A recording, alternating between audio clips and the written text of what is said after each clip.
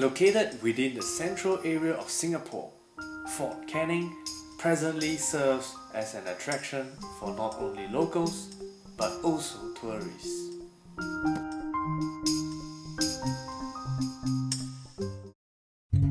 Known as the Forbidden Hill in the 19th century, the hill was once occupied by Sultan Iskandar Shah. The Keramat, which was erected here years later, signifies as a form of respect to the late king. Sir Stamford Raffles came later and was impressed by the historic significance and commanding view of the hill. Hence, he built his first residence on it. Years later, a fort was built and the former was renamed as Fort Canning after Viscount Charles John Canning. Due to increased security concerns at that time, the hill took on a military role and a fort was built to house arms store, barracks and a hospital. December 1941. War at Southeast Asia began with the Japanese mounting a full-scale invasion. From Thailand, the Japanese will push their main force 800 kilometers down west coast peninsula of Malaya to attack Singapore Island, which was a key British naval base in the Far East.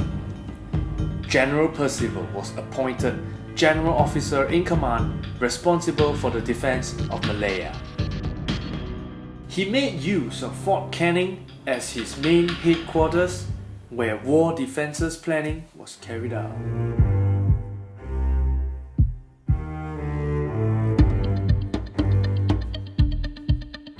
If you were the British soldier at that point of time, what would you do?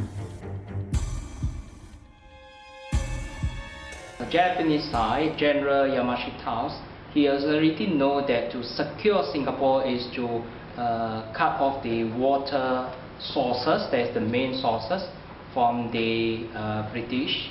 And secondly, this battle box here is during the last days they are making the decisions inside here.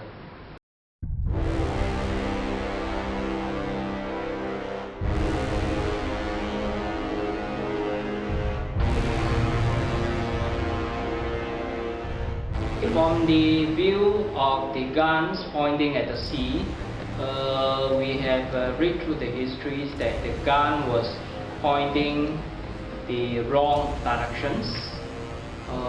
Is not correct.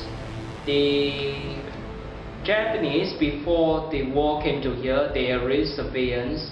The guns were secure at this Fort Siloso.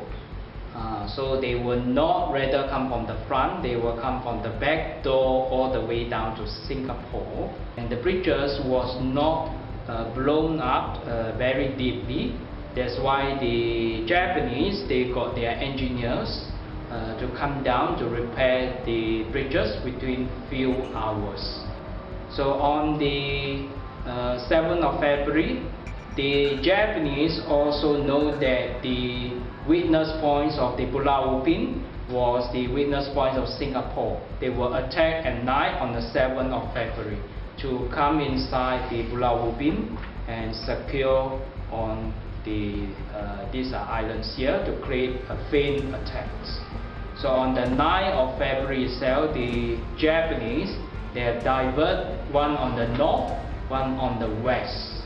So on the west side, they will disrupt the Australia Imperial Force, and they will come into three directions to secure Singapore here. And Percival, the last hope is that to create a perimeter between the cities along the Fort Canning and the race course routes over there.